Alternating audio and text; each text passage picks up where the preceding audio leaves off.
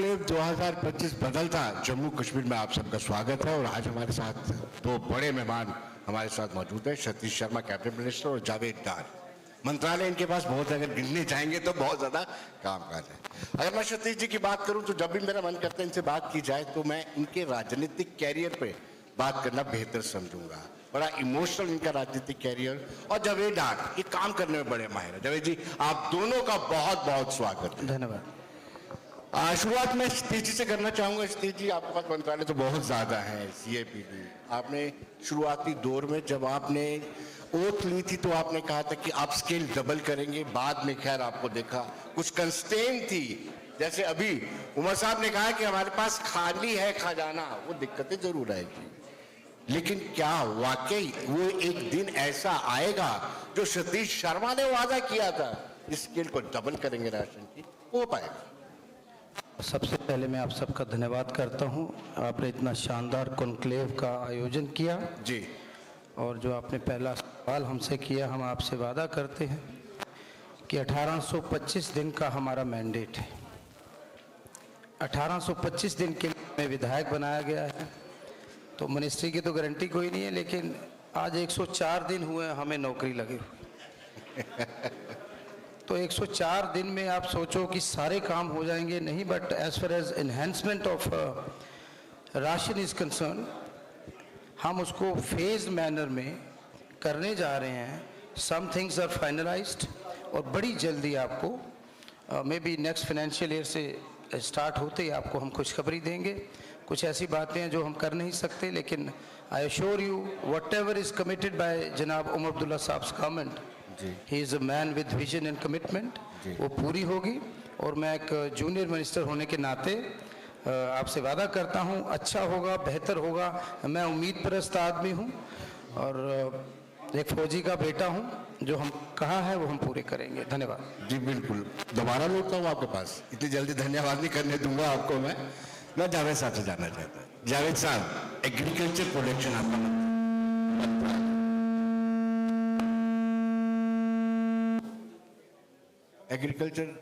Agriculture production आपका मंत्रालय है, पंचायती राज, रूरल डेवलपमेंट। लेकिन जब हम पंचायती राज की बात करते हैं, 26 जनवरी 2 दिन पहले थी। 26 जनवरी के दिन कई पंचायत घरों में झंडे नहीं चढ़ाए गए। बड़ा दुख हुआ, क्योंकि पंचायतों का कार्यकाल खत्म हो चुका है। जो अधिकारी नियुक्त किए गए हैं, एटलीस्ट उनको तो रिस्पॉन्सिबल बनाया जाए, अकाउंटेबल बनाया जाए। आप भी इस चीज के गवाह होंगे, बहुत सारे पंचायत घरों में तिरंगा नहीं फहराया।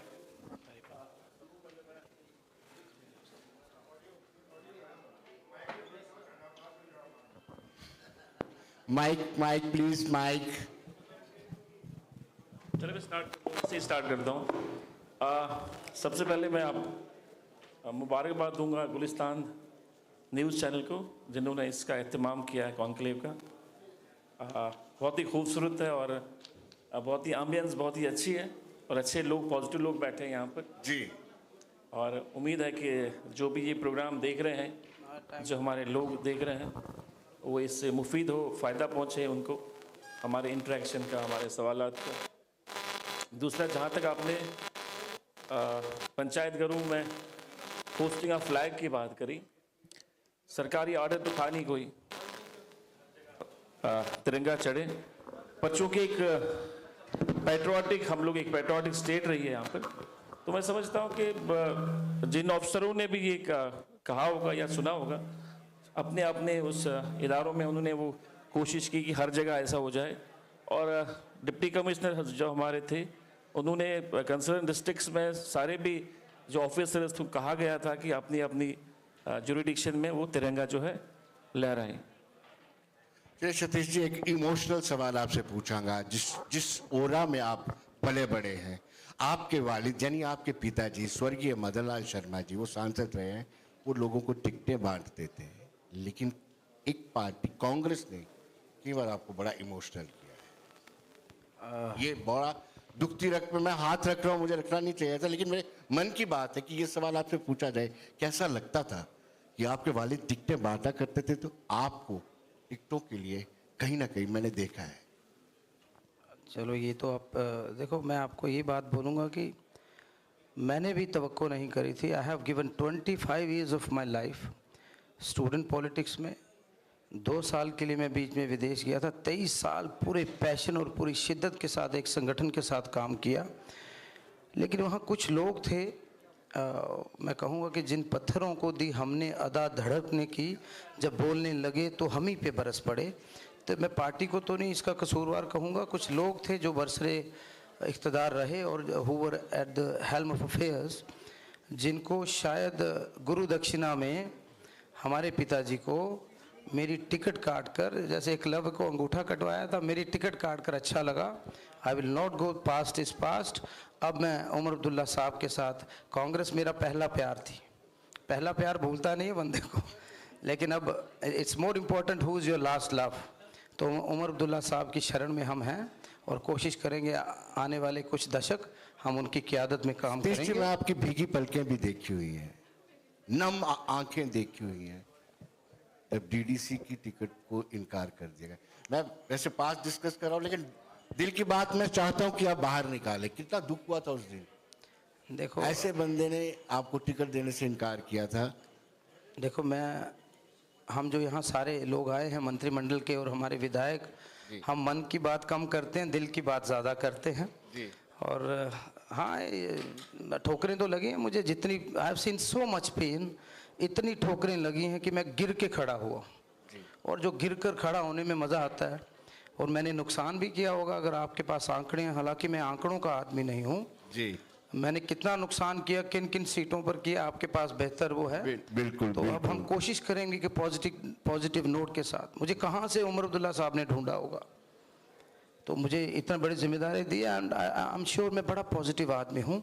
जम्मू कश्मीर की तरक्की में under the able guidance of leadership of Omar Abdullah साहब हम 4 चांद लगाने जा रहे हैं।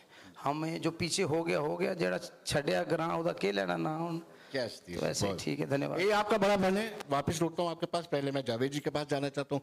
जावेद जी, आपके सारे मंत्रालय को रिलेटेड है। अगर एग्रीकल्चर डेवलपमेंट की बात की जाए, फिर रूरल डेवलपमेंट की बात की जाए, फिर पंचायती राज की, ये सारे को रिलेटेड है। फिर इलेक्शन भी आपके पास है। तो मैं ये चाहता हूं, आप कैसे प्रोडक्शन को बढ़ा सकते हैं जब जो उपजाऊ भूमि है वो सुकड़ती जा रही है। आपने देखा होगा पहले कितनी लैंड थी हमारे पास जिसपे हम कल्टीवेशन करते थे। आलम यह है कि वो लगातार सिकुड़ती जा रही है। आपकी बात बिल्कुल सही है कि जहाँ तक एग्रीकल्चर रिफॉर्म्स की बात है, कि जिस तरह हमारी उन्नति हो रही है, डेवलपमेंट हो रही है, नई नई ज़मीन जो हमारी कम पड़ने जा रही है या पड़ रही है, खासकर जम्मू खित्ते में, जो एक समय में 20-25 साल पहले खुला हुआ करता था, अब जितनी मशरूम ग्रोथ हुई है वहाँ पर, तो उसको लेके अब जदीद तरीन जो अभी नई नई चीज़ें आ रही है एग्रीकल्चर डिपार्टमेंट में, हम लोग कोशिश करें कि हमारी कम लैंड होल्डिंग के बावजूद हमारी पैदावार जो है बढ़ाए। उसके लिए हमारी दोनों यूनिवर्सिटीज़, स्कॉस कश्मीर और स्कॉस जम्मू जो है, हमारा एक्सटेंशन जो पार्ट वहाँ पर काम करता है, वो इस पर लगे हुए हैं साइंटिस्ट कि किस तरह हमारी कम जगह जो है उसका इस्तेमाल करके हमारी यील्ड जो है बढ़ जाए। और दूसरा, नई नई टेक्नोलॉजियों का इस्तेमाल कर रहे हैं। मुझे लगता है आने वाले वक्त में इंशाल्लाह रहमान हम उसमें कामयाब पाएंगे। जी जवाब साहब, अनफॉर्चुनेट पार्ट ये है कि हमारी जो रिसर्च है वो यूनिवर्सिटी के बीच में ही रहती है। मैंने देखा है वो रिसर्च पीएचडी करते हैं लोग, वो थीसिस यूनिवर्सिटी के बीच में रहते हैं, फील्ड में नहीं जाते। अगर वो फील्ड में जाना चले जाएं तो प्रोडक्शन को कोई रोक नहीं सकता है। नहीं, अगर कहीं ऐसा है कि फील्ड में नहीं जाते हैं तो उसको हम देख सकते हैं। पर जहाँ तक मेरी नॉलेज है, पिछले 2-3 महीने से मैं डिपार्टमेंट का संभाल रहा हूँ, एक्सटेंशन पार्ट, जो एक्सटेंशन हमारा पार्ट है यूनिवर्सिटीज़ का, वो काम कर रहा है, अच्छी तरह काम कर रहा है और लगन से काम कर रहा है। जैसे मैंने पहले ही कहा, आने वाले दिनों में इंशाल्लाह रहमान आपको चीज़ ज़मीनी सतह पर देखने को मिलेगी और ज़रूर देखने को मिलेगी। स्टेज जी, क्षमा चाहूंगा आपको, मैंने भावुक कर दिया। अब उस साइड पे नहीं जाऊंगा, मैं सीधे सीधे सवाल पूछूंगा आपसे। यूथ सर्विसेज एंड स्पोर्ट्स, ये बड़ा इंपॉर्टेंट है। देखने में छोटा महकमा लगता है, लेकिन एक नेशनल लेवल पे एक मिशन चल रहा है किस तरीके से स्पोर्ट्स को आगे बढ़ाना। और यूथ हमारा एसेट है, ये युवा भारत है। यूथ के लिए आपने क्या सोचा है? स्पोर्ट्स और यूथ दोनों को कंबाइन करके पूछूंगा। देखो, स्पोर्ट्स एक ऐसा महकमा है, if you go to ancient Olympics से लेकर मॉडर्न ओलंपिक्स तक गांव-गांव में हमने वो चीज़ पहुंचानी है। और आज देयर इज़ डायर नीड कि हम लोग नशे से अगर हिंदुस्तान को दूर करना है, जम्मू कश्मीर को अवलीन तरजीह अगर देनी चाहिए, दैट इज़ स्पोर्ट्स। मेरी शुरुआत मैं निचले दर्जे से शुरू करूंगा, फिर मैं अव्वल दर्जे तक जाने की कोशिश करूंगा। Will start from panchayat levels. Panchayat levels पे हम अखाड़ों का आयोजन करेंगे, अखाड़े बनाएंगे। प्ले फील्ड्स हर 2-3 पंचायत के बाद या हर पंचायत में अगर हम प्ले फील्ड्स बना सकते हैं, दूसरा ज़रिया वो रहेगा। बच्चों को मोबाइल से निकाल कर और नशे से निकाल कर हमें प्ले ग्राउंड तक पहुंचाना है। हमें अच्छे कोचेस की ज़रूरत है, अच्छे इंफ्रास्ट्रक्चर की ज़रूरत है। और उसी कड़ी में हमने सरहदी खेल गांव बनाने की हमने कोशिश की है, right from Kathua till Poonch उड़ी तक। एक तो वो खेल गांव बनेंगे। वी हैव 100 अपने खेलो इंडिया के हमारे सेंटर्स हैं, उसको हम बढ़ाएंगे। दूसरा हमें ज़रूरत है, मेरी पर्सनल चॉइस अगर आप मानो, मैं चाहूँगा जैसे गुलमर्ग में अब हम लोग 5th addition of winter sports कराने जा रहे हैं, उसको एक नेक्स्ट लेवल पर लेकर जाएं। इसी तरह जम्मू कश्मीर के अलग अलग हिस्से हैं, चाहे वो पीर पंचाल है, चाहे चिनाब वैली है, चाहे हमारे वाटर स्पोर्ट्स के तहत रंजीत सागर डैम बनी बसोली आता है। मानसबल में स्पोर्ट्स वाटर स्पोर्ट्स का बहुत ज़्यादा स्कोप है। पुंछ में, अखनूर में, चिनाब में, झेलम में। 1 मिनट के लिए आपको रोकूंगा। आप पर बहुत बड़ी रिस्पॉन्सिबिलिटी तायद होती हो, इसलिए कि नार्को टेररिज्म बड़ा हावी है। आपने शुरुआत में ही कहा कि अगर हम बच्चों को मैदान तक पहुंचाते हैं तो इस बड़े आतंक से हम अपने बच्चों को बचा सकते हैं, इसलिए आप पर रिस्पॉन्सिबिलिटी ज़्यादा बनती है। बिल्कुल है, बिल्कुल है। और मैं आपको बताऊंगा, मैं 20 घंटे काम करता हूँ। मेरे स्टाफ के लोग कहते हैं मुझे कई बार, मैं कि मेरे चीफ मिनिस्टर साहब करते हैं, मुझे कोई दिक्कत नहीं। और मैं क्योंकि छोटा हूँ और मेरे पे सारे मेरे मिनिस्टर्स, डिप्टी सीएम साहब बैठे हैं, ये मुझे आशीर्वाद देते हैं, गाइड करते हैं। स्पोर्ट्स में मैं आपको बता रहा हूँ कि मेरी ज़ाती ख्वाहिश है कि अगले 2-2.5 सालों में हम आईपीएल जम्मू कश्मीर में करें। संतोष ट्रॉफी में रिसेंटली हमारे बच्चे क्वार्टर फाइनल तक गए, 230 गोल्ड मेडल्स लाए हैं। इंटरनेशनल नेशनल लेवल पे 135 सिल्वर और 196 ब्रोंज हमारे बच्चों ने लाए हैं। और मैं आपसे वादा करता हूं कि जब तक हम ये नशा, I know the modus operandi जो बदल चुका है, हमारे जो पड़ोसी मुल्क हैं, जो हमारे दुश्मन मुल्क हैं, तो हमें उससे मिलकर, मेरे 50,000 1 lakh volunteers right from Poonch जो मेरे पिताजी के कार्यकर्ता रहे हैं पहले, they will work with the police. और वो हमने बात भी की है। तो हम तो बगैर वर्दी इस मुल्क के सरहद पे रहते हैं, we are serving the country. तो मुझे लगता है स्पोर्ट्स में हमें, अब मैं रिसेंटली टॉप के 7 मिनिस्टर्स से मिला हूँ। Sports minister was very kind, उन्होंने हमें 4-5 इंटरनेशनल स्टेडियम्स देने की बात करी है, और बड़ी सारी बातें हैं, वो हम कभी बैठ के डिस्कस करेंगे। लेकिन स्पोर्ट्स का सबसे इम्पोर्टेंट रोल। जावेद जी के पास चलते हैं, जावेद आर जी के पास चलते हैं। लेकिन आपको शतीश मुबारक हो, रणजी ट्रॉफी में जम्मू कश्मीर की टीम ने मुंबई को हराया है, जिन्होंने 30 मरतबा। फिर तालियां बनती हैं इस पे, तालियां तो बनती है।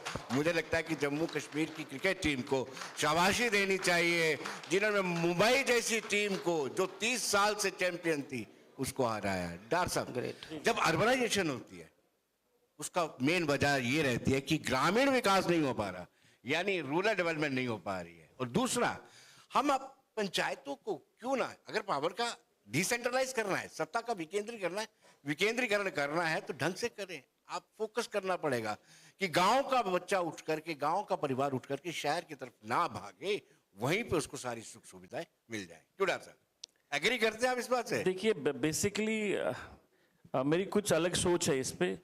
अर्बनाइजेशन इसलिए होती है कि गांव, रूरल एरिया में साधन कम होते हैं। साधन तो प्रोवाइड करना। साधन से मेरा मुराद यह है कि हर कोई ये चाहता है कि मैं शहर चला जाऊं, मेरे बच्चों की तालीम जो है शहर में हो जाए, क्योंकि वहाँ फैसिलिटीज ज़्यादा अवेलेबल होती है। और जो भी सरकार होती है उनका ये फोकस होता है कि शहर की तरक्की बेहतर हो।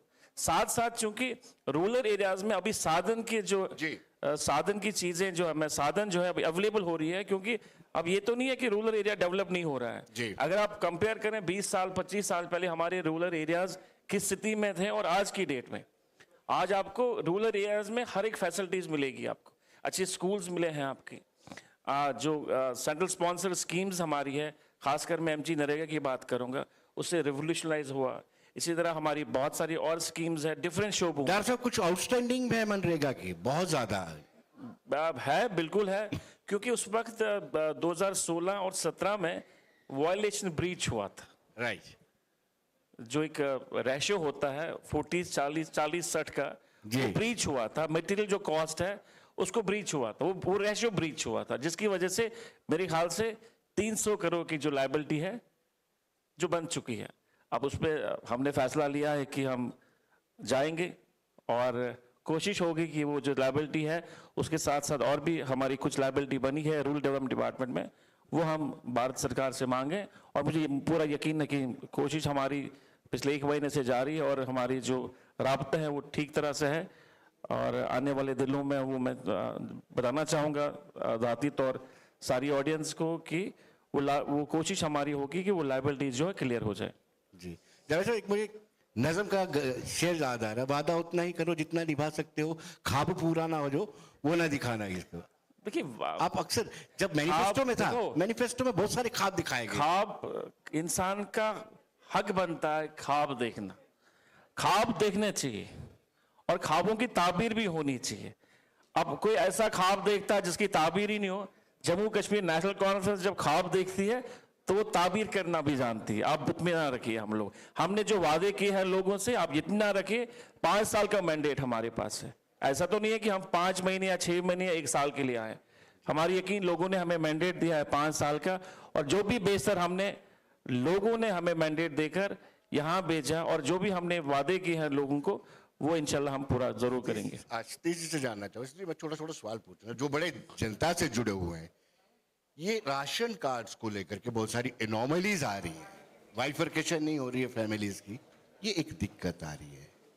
ये बहुत बड़ी दिक्कत है, छोटी दिक्कत नहीं है। बहुत जल्द एक सर्वे हम शुरू करा रहे हैं। सर्वे के बाद इसको बाइफरकेट भी करेंगे। और जैसा हमने और दिक्कत आ रही थी, 11 से लेकर 16 तक जो बच्चे पैदा हुए हैं उनको इंक्लूड करने जा रहे हैं। एक ऑर्डर हमने निकाल दिया है और मुझे लगता है जल्द ये दिक्कत दूर हो जाएगी। बट उसमें कमियां बहुत थी। पिछले 11 साल जो सरकारें रही जी, आपने हमें 11 महीने का मोहलत देनी है जी।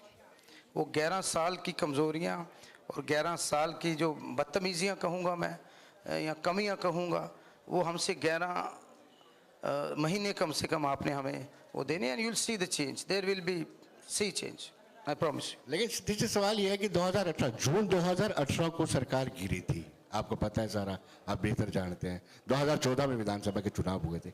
एक लंबे अंतराल के बाद 2024 में चुनी हुई सरकार मिलती है तो तवक्को स्वाभाविक सी बात है लोगों को बढ़ जाती है। आप पे बड़ी सारी उम्मीदें हैं, चाहे जावेद जी हो चाहे सतीश जी हो, आपकी सरकार पूरी। मैं आपको बता दूं कितने फोल्ड्स लोगों की एक्सपेक्टेशंस बढ़ गई। Right. मेरी अपनी पर्सनल ओपीडी, मैं डिप्टी सीएम साहब से बोल रहा था, मेरी ज़ाती ओपीडी अपनी जो है वो 2 से 3 हज़ार लोगों की, right from 6 AM to 12 o'clock। तो इसका मतलब लोगों की एक्सपेक्टेशंस बढ़ी हैं। बहुत सारे लोग कह रहे हैं हम 11 साल के बाद सेक्रेटरीट में आए हैं, हम 10 साल के बाद सेक्रेटरीट में आए। इसका क्या मतलब है? डेमोक्रेसी जो कभी आपने सुना है डीएसपी से बंदे को हवलदार बना दिया गया है? सबसे पहले मैं एक ही बात कहूँगा, हमें मिलकर जो हमसे छीना गया है हमें वो वापस मिले। हमें आप स्टेट वापस दे दो। अब हमारे पास 200 रुपये का हिसाब है, 200 रुपये हमें जेब खर्च मिलेगा। हमसे 2 लाख रुपए की आप हिसाब मांगोगे, it is not done. First of all, I want all my brothers, all the people from different political fraternities and parties, इकट्ठे होके महाराज गुलाब सिंह जी की, महाराज हरि सिंह जी की स्टेट वापस हमें चाहिए। उसके बाद मुझे लगता है आधे से ज़्यादा आपकी परेशानियां दूर हो जाएंगी। जावेद साहब, आपसे, आपके मंत्रालय से मैं पूछना चाहूँगा, आपके उस पर्सपेक्ट में पूछना चाहूँगा कि कितनी दिक्कत आ रही है आपको, फाइनेंस की कितनी दिक्कत आ रही है? क्योंकि मैंने देखा है हमारा रेवेन्यू एक्सपेंडिचर 67% है और 33 कैपिटल एक्सपेंडिचर जिसको हम कैप्स बोलते हैं। देखिए, फाइनेंशियल पोजीशन जो है, मुझे लगता है सीएम साहब ने विस्तार से बात करी। अब जब सीएम साहब ने विस्तार से करी बात, वो फाइनेंस मिनिस्टर और वो चीफ मिनिस्टर है, वो सबसे बेहतर जानते हैं, उसके पास इन्नो ज़्यादा होता है। तो मुझे नहीं लगता उसके बाद इस पर कोई टिप्पणी करना मेरे लिए मुनासिब नहीं होगा।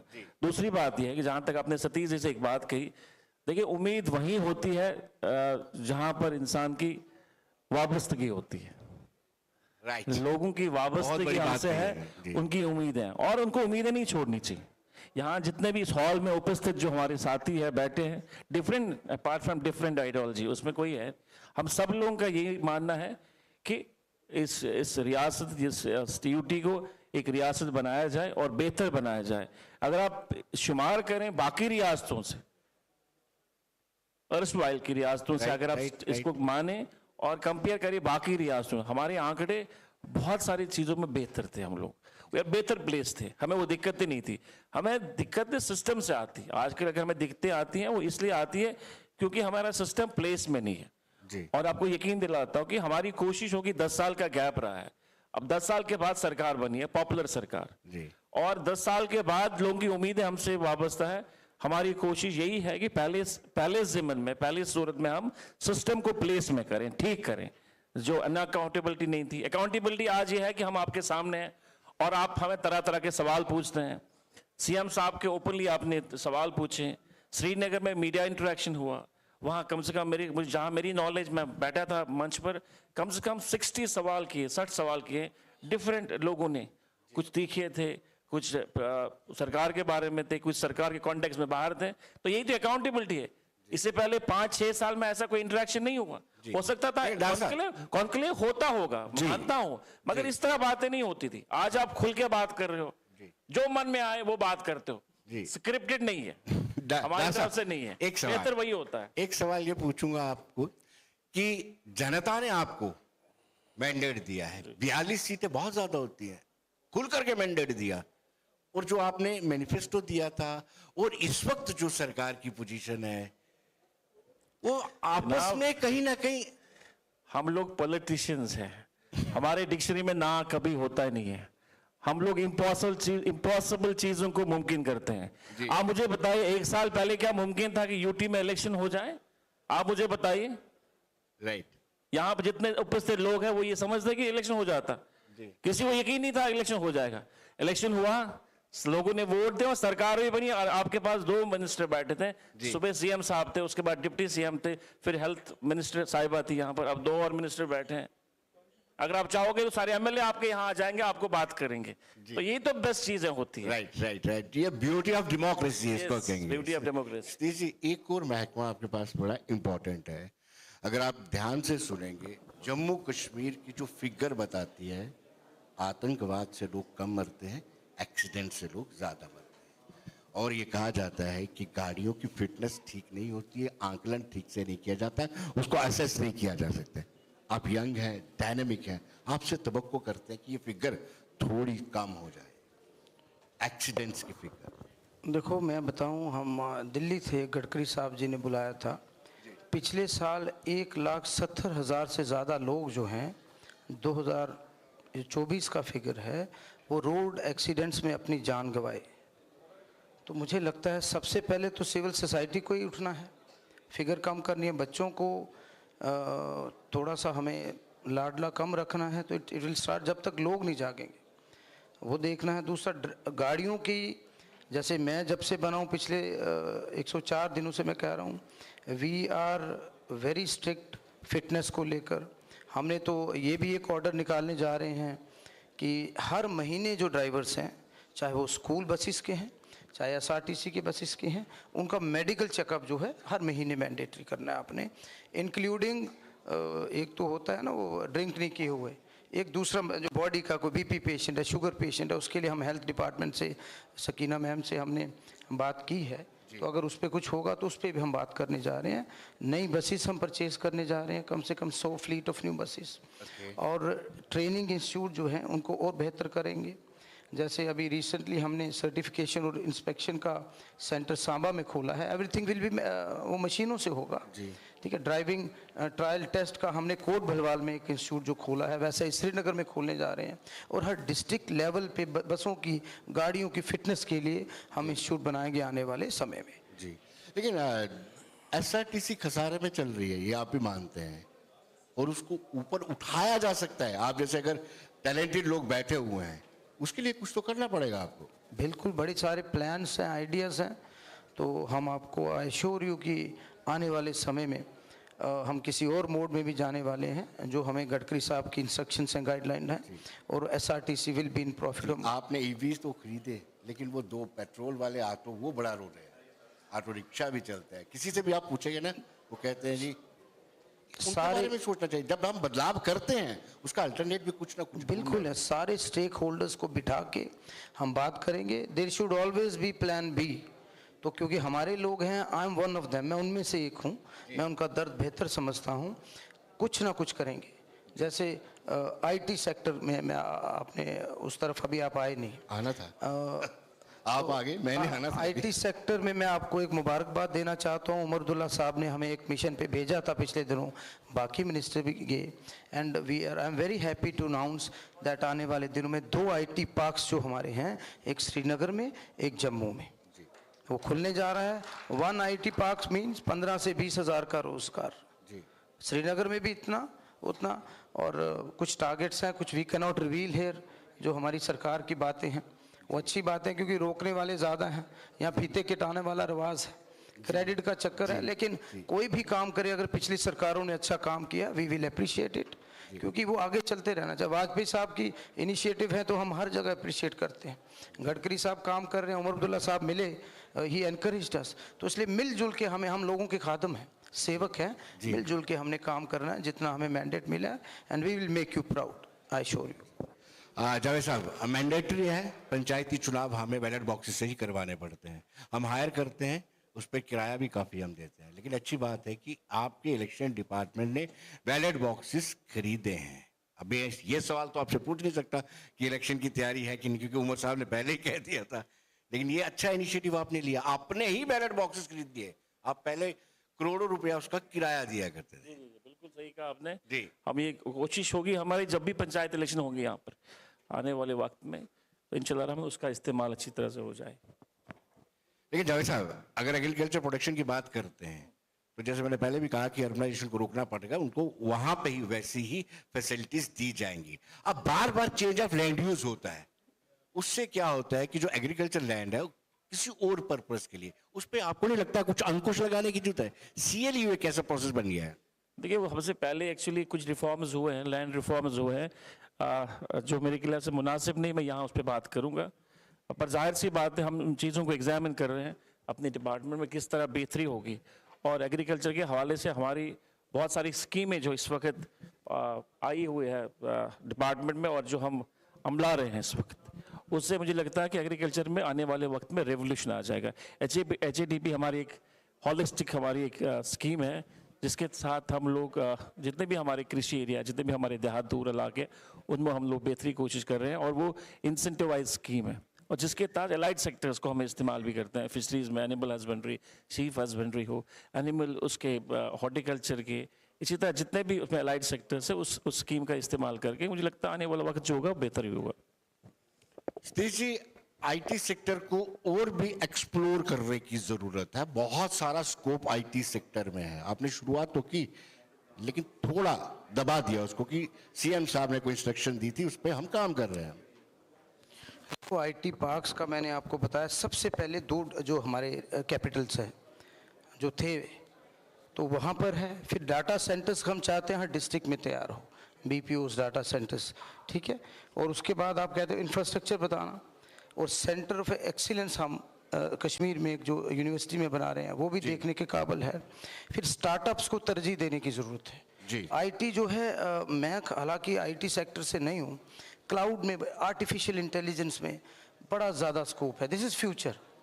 साइंस टेक और आईटी जो है वो फ्यूचर है, और मैं चाहूँगा कि इसमें आप लोग भी अपनी अच्छी राय दें। There are wonderful intellectual people जो बैठे हुए हैं, हम उनकी राय लेंगे। और सबको जैसे एक बिलावर में मैंने सुना एक 2000, तो उसी तर्ज पे हम हर जगह, अखनूर में खुल जाए, चिनाब वैली में हो, पुंछ में हो, ये चीज़ खोलने की ज़रूरत है, जिससे रोज़गार पैदा हो। कुछ लोगों के मन में है ट्रेन इधर से उधर जाएगी, दिक्कत होगी। हमारे सीएम साहब ही इज़ रियली पर्टिकुलर कि सारे रीजन्स की बराबर तरक्की हो जी। तो उसके लिए आपकी भी राय चाहिए, क्योंकि आपका ये महकमा है। मैं नया आदमी हूँ, मैं ना कि आंकड़ों का आदमी हूँ, ना आईटी का। मैं किसान हूँ, मैं सोशल वर्कर हूँ, मुझे अभी समय लगेगा। लेकिन मैं आपको बताऊँ, बहुत अच्छा सीएम साहब के टूर के बाद जब हम गए, हमें बड़ा अच्छा रिस्पांस दिल्ली से मिला। यहाँ हमारे साथी बैठे हैं जम्मू कश्मीर के, सत जी, भाजपा के सारे साथी, हम मिलजुल के बहुत बेहतर काम करेंगे। कोऑर्डिनेशन की ज़रूरत है, लेकिन उससे पहले जो लड़ाई हमारी है स्टेटहुड की, मैं चाहूँगा हम सारे मिलकर उस पर काम करें और फिर आईटी, टूरिज़्म, ये सारे सेक्टर फ्लरिश करेंगे। यहाँ आने वाला वक्त जम्मू कश्मीर का मैं आपको बता दूँ, आने वाले वक्त में आपसे टूरिस्ट संभाला नहीं जाएगा। अच्छा इंफ्रास्ट्रक्चर है, आईटी भी बेहतरीन होगी। सतीश जी, सवाल बहुत थे लेकिन घड़ी की सुई हमें इजाजत नहीं दे रही। आप हमारे कॉन्क्लेव में आए, बहुत बहुत धन्यवाद। जावेद जी, आपका भी बहुत बहुत शुक्रिया, और उम्मीद करता हूं सिर्फ आपके ही मंत्रालय नहीं, ये सरकार अच्छा बेहतर काम करे, क्योंकि जो तवक्को 2014 के बाद 2024 में चुनाव होते हैं, लोगों की बहुत सारी उम्मीदें बढ़ गई और आप उन उम्मीदों पर कामयाब। बहुत बहुत शुक्रिया आप दोनों का, धन्यवाद।